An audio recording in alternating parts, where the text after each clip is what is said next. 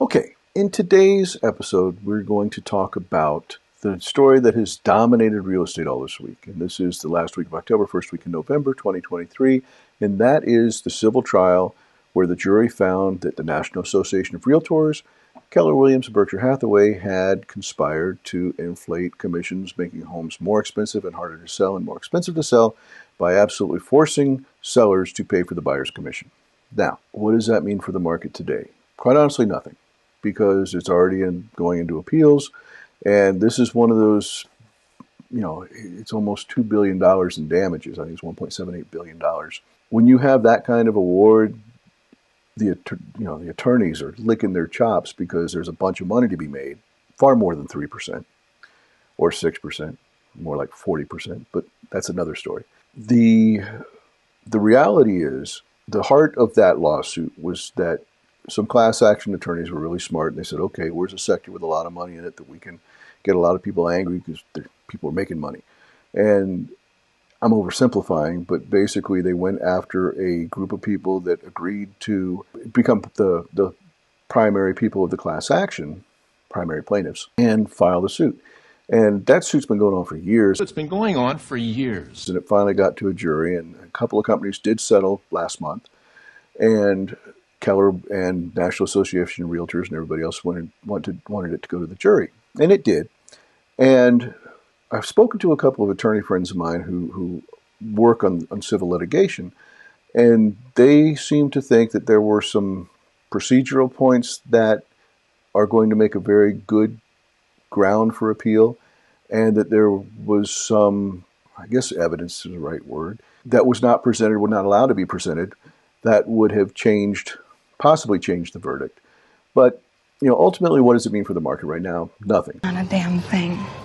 Because it's going to appeal, and with this kind of money, it's going to be going on for years and years and years. Well, I say years and years. Probably at least through 2024, probably into early 2025 before we get any kind of verdict that has teeth that actually settles. It may even go to SCOTUS, Supreme Court of the U.S. And if it does go to the Supreme Court, I can't imagine that's something we'll get an expedited schedule from them. So you're talking, another year on top of that. So 2 to 3 years before we get something final on this. The crux of it is that they feel that it's unfair that sellers are forced to pay the buyer's agent.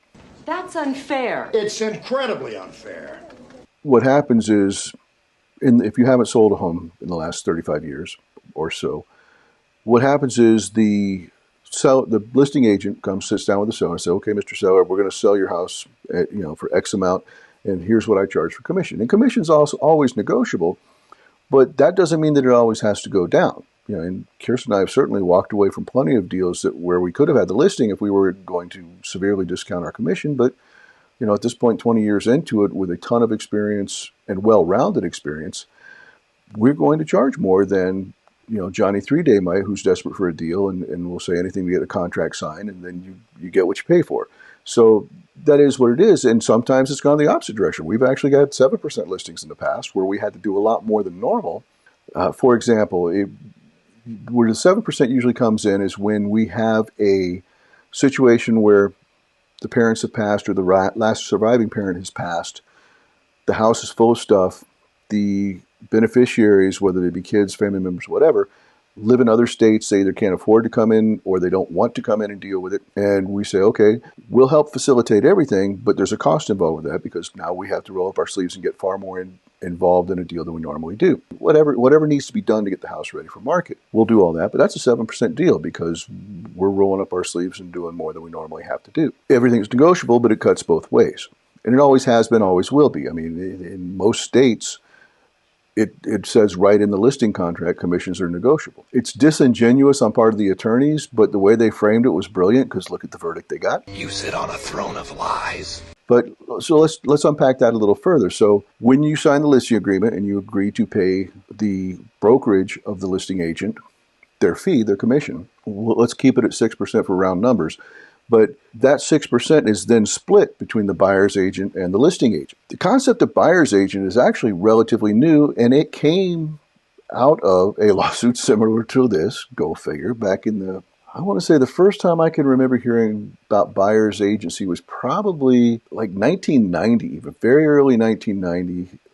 maybe late 80s, but I think 1990, 91, somewhere in there, because it was New York State. They had a lawsuit. And going back to that point, you got to understand that prior to New York changing their state laws about buyer agency and creating buyer agency, prior to that, everybody, whether the seller is the listing agent or the buyer's agent, they were all working contractually and legally only for the seller. The buyer literally had no true representation. So New York, like California today, wanted to be in front of all those type things and give some protection to the buyer. So they created a buyer agency where the buyer's agent was no longer a sub-agent of the listing or the seller. He became the agent of the buyer, fighting for the buyer's rights, fighting for the buyer and being his advocate or their advocate to represent them and fight as hard as possible for the buyer in order to get the best deal or anything else. Whereas before that lawsuit and before those changes, it was literally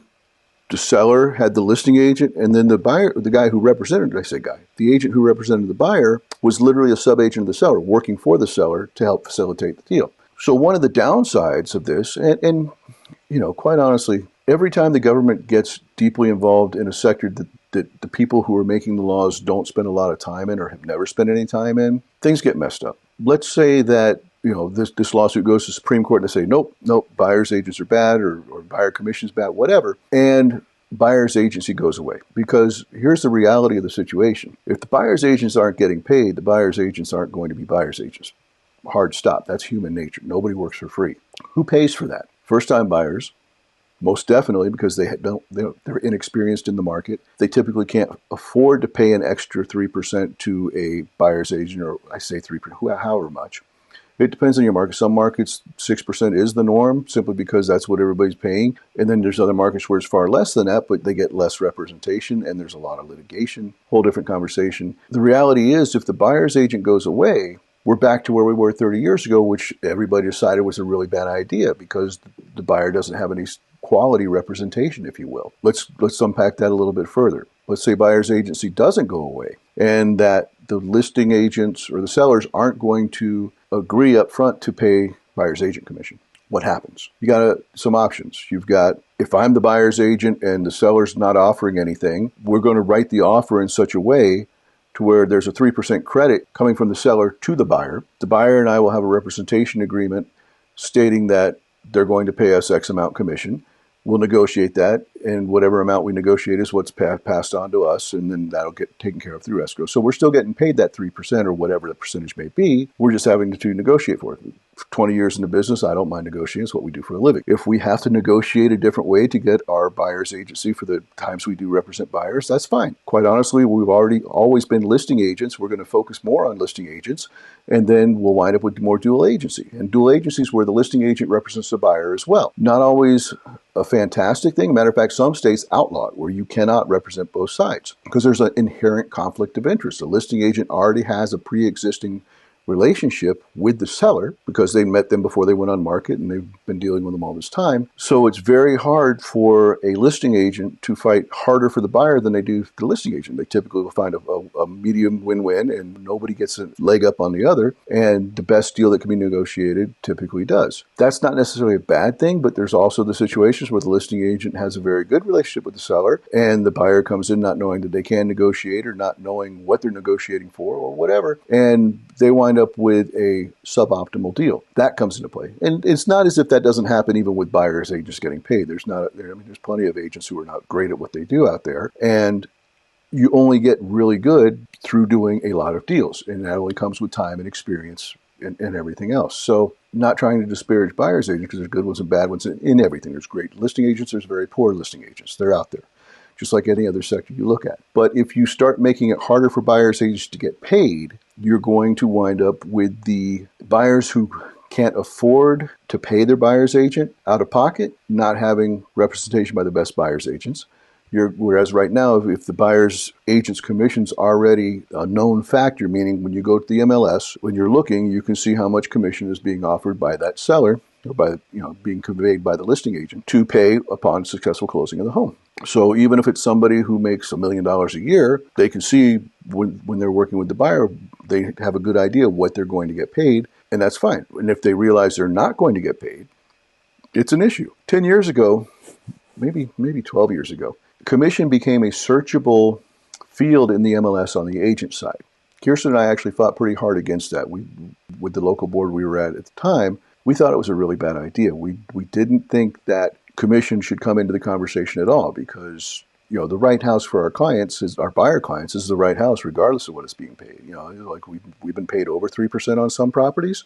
And at the peak of COVID, we did a deal down in Orange County, California. I forget how low it was. It was under 2%. It was low enough to really get me angry. There were agents during COVID that were taking advantage of everybody that they really shouldn't have, and it was just a bad time because there was literally no inventory to speak of, and anybody who had a house that was turnkey and had been remodeled nicely and looked good, they could make outrageous demands and often did. I mean, we certainly saw plenty of sellers trying to say no inspections, no appraisal, no loan continue, no nothing. You just basically give me your down payment. And if you can't close the deal, you lose your down payment no matter what. That's outrageous. None of our buyers did that. Fortunately, we always try to talk everybody out of it, especially no inspection. That you just can't do that. But plenty of buyers did. They bought houses with no inspection, no appraisal, anything else. And a lot of them regret it right now. So that's a sidebar. But going back to being able to search the MLS by commission, it's a bad idea, but it got passed. Here's the flip side of that reality. In 20 years of doing this, especially in the last 15 or so when Zillow and Redfin and everything else existed, we've never had buyers who weren't looking outside of the MLS. It's not as if we set up a search and that's the only thing clients look at, period. I mean, that's not human nature. That's not how it works. Even first-time buyers, we have them come to us, what about this property? What didn't show up in our portal? And it might not show up in their portal for any number of reasons. It might be that they had to have a community pool, and when the agent entered the data into the MLS system, they didn't click community pool on there. So it's garbage in, garbage out with any kind of programming. But or there's a website out there, I believe it's called Movado. They have listings that sold a year ago, sometimes even more than that. And our clients will look at it and they're like, hey, what about this house? It looks really good. And I'm like, I can't find that in the MLS. What are you talking about? And then we'll get the address, we'll pull it up, and we'll look in the MLS, and it turns out that it sold 8 months or a year ago or sometimes 16 months ago. And of course, nobody's happy about that because the clients get excited. It's not so big a deal now, but like in 2022 and 2021, when you saw something with last year's pricing, that means it had like a 15%, 20% discount. So they got excited at the price, got excited at how cool the house looked and all that, but at the end of the day, it wasn't available. No, absolutely not. But this is just reality. All of our clients, they look at Redfin. The Redfin app's a cool app. They look at Zillow, they look at Realtor.com, they look everywhere because they want to find the house too. I mean, quite honestly, our job is to make sure you don't buy a bad house. Our job is to help you negotiate the best deal. And I'm talking about buyers now. Making sure that you negotiate the best deal. Our job is to help you find the best lender for your scenario. Our job is to help you find a good pool of vendors to select from when you need to get something done. I mean, it's not just, hey, here's your house, I found your house, I turned the key, I'm going to fill out some paperwork, here you go. It's far bigger detail than that. And we're still talking with our clients from 20 years ago. I mean, I understand that there are certainly plenty of agents who are transactional, meaning they close the deal and you never hear from them again. I mean, quite honestly, I read a stat from the National Association of Realtors. They do a survey every year of buyers and sellers for the previous year. And matter of fact, we're in the first week in November, so it's going to get released here pretty soon for last year in 2022. It was talking about, did you like the agent you used to buy the house, and would you work with them again? And that stat doesn't change very much. And the round numbers, and I'm going to paraphrase, but roughly high 80% of the buyers who used an agent to purchase a home were happy with the scenario, the entire transaction, happy with the agent's performance. They'd like to use them again, but they can't get in touch with them because they've lost the phone number or the email, the agent's not in contact with them anymore. And, that goes into part of being a professional agent as well, is always being in touch with your clients, to make sure that they're happy with the purchase, making sure they don't, if they need a vendor or whatever, you can recommend somebody or at least point them in the right direction. You went from 80-something, or say 86% of the people that would use their agent again, and the reality is only about 12% do because they can't get in touch with them because either the person's out of the business or they changed their phone number or email, they changed brokerages and their email was tied to the brokerage. I mean, there's all kinds of reasons why it happens. But you went from 86 down to 12%, and that's important. And the other thing you got to remember in real estate's hard. A lot of people get into real estate thinking, oh, money's going to fall from the sky and I can work 10 hours a week and yada, yada, yada. It's nothing like that. And once they find that out, they get out and they run away with their hair on fire screaming, oh my gosh. There's a lot of positives for a buyer's agent. And there's a need for a buyer's agent, a real need, particularly now that we have, and if you've watched our videos, I'm going to sound like a broken record right now, but from a different demographic standpoint in the population of the U.S. right now, we have more people coming in to the first-time home buying age. If you look at Gen Y, Gen Z, put them together, they are a bigger group on a head count basis than the boomers were. So, you have to go back to mid to late 70s, the last time something like this happened, when you had such a big population coming into home buying age and moving into the homeowners market. And right now we have this huge group, and the biggest subset of that group turns 30 in 2025. That is right around the corner. And there's a lot of people. I mean, Kirsten and I are showing homes all the time, and with Kaitlin as well. And we have a lot of buyers who we're actively looking at homes. Just yesterday, we were looking at homes with buyers who are on the fence, and we know they're on the fence, and we don't have a problem with them being on the fence, but they are ready, if the right house pops up, to pull the trigger and make things work. But there's a lot of people like them on the sidelines waiting for interest rates to come down. For those that are just waiting for home prices to come down like they did in 2008, you're SOL. That's not going to happen. I don't care what anybody says. The crash bros can go cry in their crying towels, because the fundamentals that are required to cause a housing crash, the biggest of which is excess inventory, not going to happen. There's too much equity. There are too many people with sub 5% mortgages. I think 80% of the homeowners right now have a sub 5% mortgage. That it's a fixed, it's the best hedge against inflation there is, and it's a fixed expense every month. People who are renting, even though the asking rents, finally the asking rents coming down some, but the delta between asking rents coming down and rents coming down are two different things, because rents just spiked. I mean, you go back to 2020 and 2021, you were seeing double-digit increases each year. And then in 2023, you saw single-digit increases, and they've gone down a little bit each month. And I believe October was the first month where I think asking true, actual, realized rents came down like 1.2% from the previous month. So we might be seeing some relief on that side.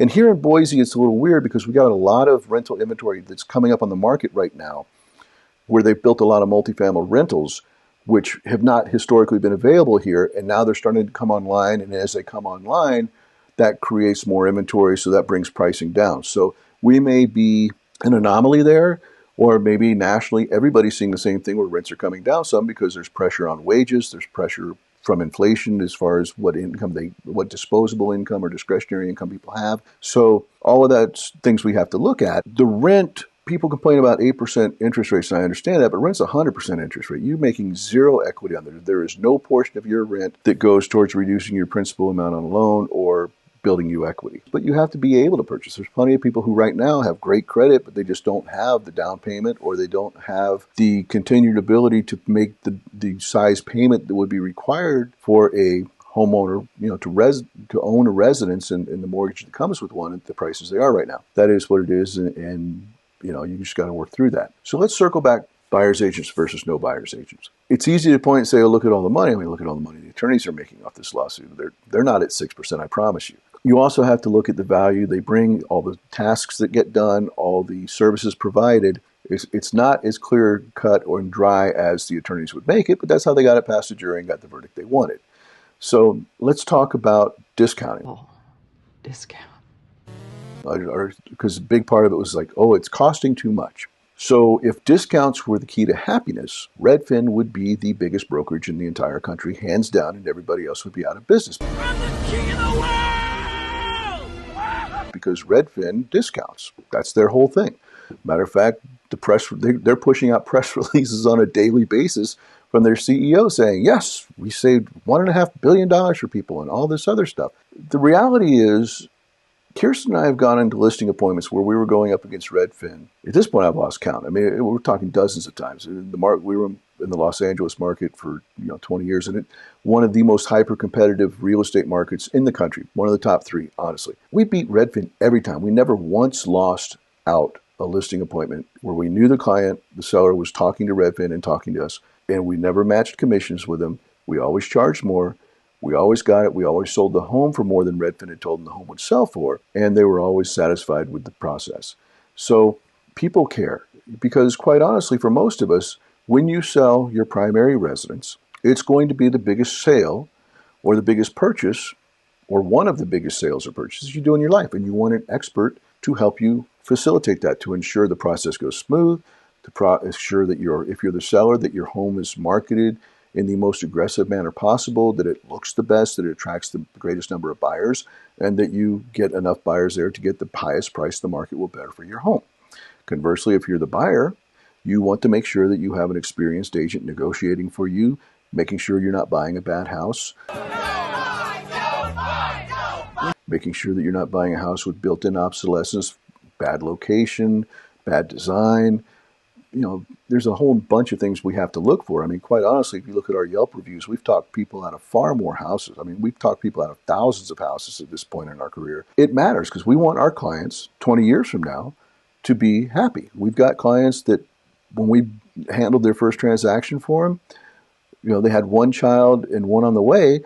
And now when we talk to them, both those kids are out of college already. It's that kind of relationship business we're in. And it matters. And if you're transactional, which most discounters are because they can't afford to build the relationship because they got to keep turning and churning the business and keep turning units to get paid, it's hard. In Los Angeles, not joking, it is one of the most competitive markets in the country, one of the top 3. We had another discounter. It was called Purple Bricks, and they would list your house for 1%.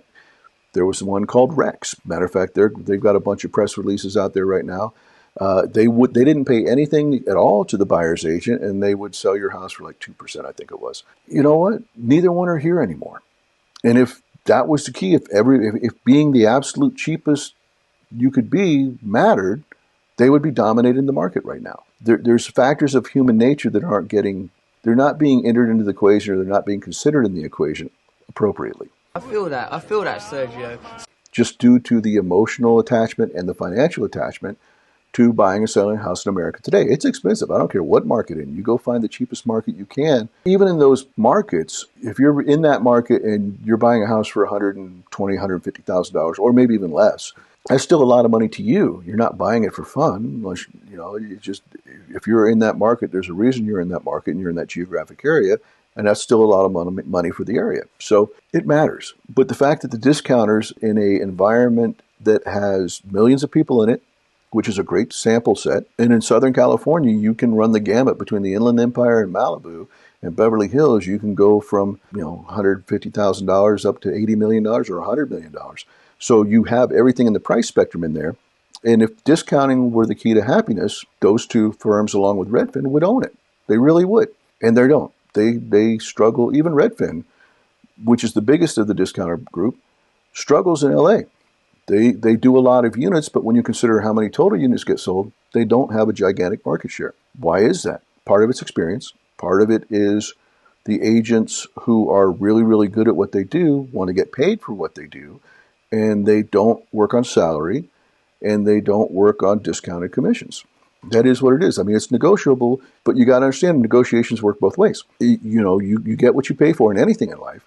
And if you want to sell your house with the absolute lowest cost possible, that's certainly your choice, and it's certainly negotiable, and you can certainly find somebody that'll do it as cheap as possible. That's why we have for sale by owners. They don't want to pay anybody. Not a dime. I get it.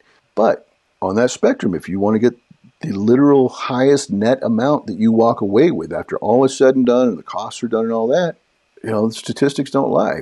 Year after year after year, there is proven statistics showing that people with an agent sell their homes for more money than those who don't use an agent. They net more money than those who don't use an agent. So the value's there. If the agent can't tell you why the value's there, that's a different conversation. The value's there for the agents who've been around the block and they have a proven track record. Now let's talk about some personal experiences. Kirsten and I have bought and sold homes in 4 states now. Both investment properties, primary residence, whatever you want to call it. In every market, every state, everything was negotiable. Commissions were negotiable, price negotiable, everything. So to say that there's no choice and there's no negotiating available is, I can tell you from our experience in 4 states that is not true. We were able to negotiate everywhere, everything. It wasn't even that hard. But, we also, having bought and sold a lot of houses, we know what we're looking for. We know who we want. Sometimes we did pay the 6% because it was the best agent that we knew could definitely get us the most money in the market, and we wanted to go with that. Other times, there weren't any great agents that we could find, so we negotiated something down, and it was fine. Same thing on the buy side. I mean, there's been plenty of times where we've never even talked to the agent about the commission they were earning because they were doing a great job. And there's other times we come in and we've gotten part of the commission, because we were doing a lot of the work for them and said, hey, I just need you to fill out the paperwork. That's it, blah, blah, blah. So for them to come out and say that the commissions aren't negotiable and that agents are fixing prices that's a crock, honestly. But it's what they planted their flag on, and that's what they got passed through a jury. Whether or not it stands on appeal, especially if it gets all the way to the Supreme Court, stay tuned. We'll see. Okay, let's say we wind up in a world where the buyer's agent commission goes away. What happens? A number of things. Let's talk about who gets impacted the most right off the bat, aside from buyer's agents. VA buyers, our military veterans. VA loans prohibit the veteran, the buyer, from paying commissions. So there you have a very serious detrimental issue because now VA buyers will not have buyer's agents if they can't be paid.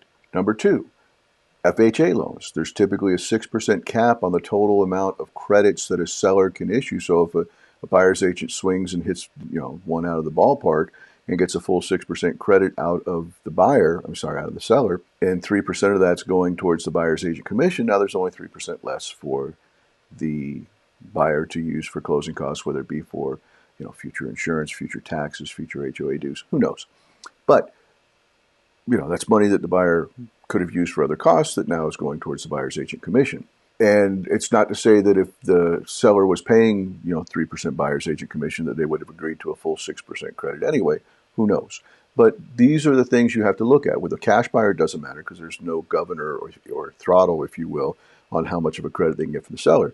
But on finance deals, both VA, FHA, and conventional, there are limits and caps. And if you have a 6% ceiling you're working on the max seller credit, then you have to put buyer's agency commission inside of that. There's less for the buyer to work with. So that's a detriment to all the buyers that are financed. Last but not least, if there's no buyer's agent commission, do appraisers adjust how they give appraisals? Are we going to see the appraisals now coming in at, it's worth X amount, and then you need to add another 2.5%, 3% for the buyer's agent commission on top of it? Do appraisers have to start adjusting for that? Who knows? We'll see. People were out there saying, oh, this is going to destroy the industry. It's the end of the world. It's going to change the industry. I laugh when I hear things like that because, quite honestly, Zillow was going to destroy the industry. Realtor.com, when it went live, was going to destroy the industry. Lockboxes were going to destroy the industry because now agents didn't have to be there to show the house. The listing agent didn't have to be there to show the buyer's agent because now the buyer agent had access. Redfin was going to destroy the industry. There were disruptors like Rex and Purple Bricks. Rest in peace, you're gone. Rest in peace. It's every time you turn around, something's going to destroy the industry, and yet the industry's still here. And again, I talked about this earlier, but people want expert guidance when they're making the largest purchase of their life or when they're divesting themselves of the largest investment they have. It is what it is. I mean, the lawyers can make all the lawsuits and try to come up with everything that they want, but expertise matters, especially when you're making the largest purchase of your life or one of the largest purchases of your life. I'm not losing sleep over buyer's agent's commission going away because one way or the other, if we're representing a buyer, we're going to get paid. You are going to certainly see buyer-broker agreements now everywhere. Everybody's going to have a buyer-broker agreement that has a specific commission amount in it. That's going to commit the buyer to making sure, that no matter what happens, the agent gets paid, whether it comes from the buyer or the seller or a combination of both. And it's probably most likely going to wind up in the markets where you do see buyer's agent go away, or the buyer's agent commission go away. You will probably see some type of an amendment or agreement between the buyer and the buyer's agent stating we'll negotiate a credit of X amount and we get this much, and you can have anything over the whatever that next, say it's 3%. If we negotiate anything over 3%, you get to keep over 3%, or whatever that percentage may be. I do think we'll see that. I think we will see less agents in the market, quite honestly. The order takers are definitely going to go away because there's plenty of agents that don't have any experience, but because business was good, they were able to make a living at it. But now that there is going to be serious negotiation involved in some markets, not all markets. In a lot of markets, there's not going to be any change at all because sellers realize if they want to get the most for their home and they want to get the broadest exposure for the home, they're going to offer buyer's agent commission. That's, it's path of least resistance, and that's how you make the most money. So we'll see. It's going to be interesting. Now, there's going to be a lot of buyers who can't afford to pay a buyer's agent their commission out of pocket. There's going to be buyers who aren't comfortable committing to a buyer-broker agreement. So they will be working with agents who are okay flying without a net and without having a buyer-broker agreement, and that's not going to be the best agents out there. It is what it is. I mean, we certainly met clients who would not sign a buyer-broker agreement under any circumstances, and agents have parted ways with them. And we see other people who don't matter because they got confidence in their agent and they're going to take care of things, and one way or the other, the agent's going to be able to negotiate the commission out to where the buyer's not writing a check for it. So we'll see. As we tell all of our clients in real estate, when a question gets asked, the first answer we give them is, it depends. There's all kinds of moving parts in real estate, and that's not going to change. If you have no buyer's agency commission, who works for free? Experienced agents aren't going to work for free. You don't get to be an experienced agent unless you're good at negotiating, as long as and been around the block, stepped off the curb, and done a lot of deals. I mean, and real estate's hard. It's hard. People think they're going to come into real estate, money falls from the sky, they work 4 hours a day, and they get rich. And that's not at all how it is. It's very expensive to be in real estate, and it's very hard to be in real estate, quite honestly. The average lifespan of a real estate agent in a decent market, not like we're in right now, but in a decent market, is 12 months, 3 deals, 2 of which they're related to. And then they're gone because it's expensive, it's hard. Tax day comes, renewing their fees come. You got to pay all the dues. You got to pay for a photographer. If you're a listing agent, there's a lot more costs on that side. If you're a buyer's agent, you have fuel, you have your vehicle, you have insurance. You have meals because everybody's got to eat. For the clients and things like that. So there's costs on both sides, but it's still expensive. Even if you don't do any business in a given year, it's still going to cost you anywhere between $1,000 to $2,500 between all the fees, subscriptions, dues, the costs associated with brokerages, stuff like that, to stay in business. And if you don't sell anything, you're going to burn through your capital pretty quick. Business cards aren't free, advertisements aren't free. It's a business at the end of the day. And if you're not good at business, and if you're not good at working, you go out of business. The main point of that is experienced agents who have years, decades of experience, hundreds of deals under their belts. They make a difference for buyers, particularly first-time buyers who need that experience. They need that guidance. They need to know, even if the house is just unbelievably cool and beautiful inside, the fact that it's in a bad location is going to work against them.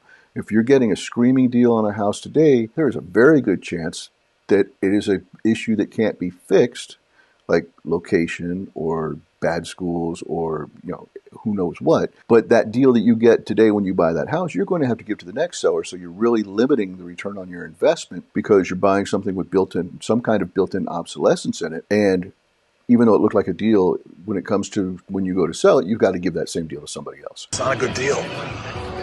So experienced agents can take you away from that, keep you from making that mistake in buying. We're going to figure out where that winds up. I mean, Kirsten and I have been negotiating for 20 years. It's not a problem for us. We don't mind doing it. If a seller's not offering commission on the front end, we're still going to get it out of them one way or the other. Nobody works for free. That's how it is. Everything that came before this didn't destroy real estate. This isn't going to destroy real estate. And quite honestly, it's got such a long way to go through the appeals process. And, we spoke to a number of attorneys, and I think I mentioned this early, that there was some serious evidence that showed, and this lawsuit took place in Missouri. There was some evidence that was not allowed to be shown that literally proved that buyers' commissions, the way the commission structure is set up, was perfectly legal in Missouri. You sit on a throne of lies. I mean, it's 100% legal the way they did it, but because they couldn't introduce that in the civil suit, they got the jury verdict they did. This will go to appeals. And, we'll see what the appellate court does. And if it goes past that and works its way all the way up to the Supreme Court, we'll have another, ruling on that. But until that happens, nobody should lose any sleep over this. Keep doing business as usual and work your way through it. As always, any questions, feel free to reach out to us. You can email us, sold@thepowellgroup.com. You can call me, 208-872-8108. Or, put a question up on a YouTube channel or any other social media channels. We'll be happy to answer it to you. All right. Thanks so much for watching. We'll see you next time.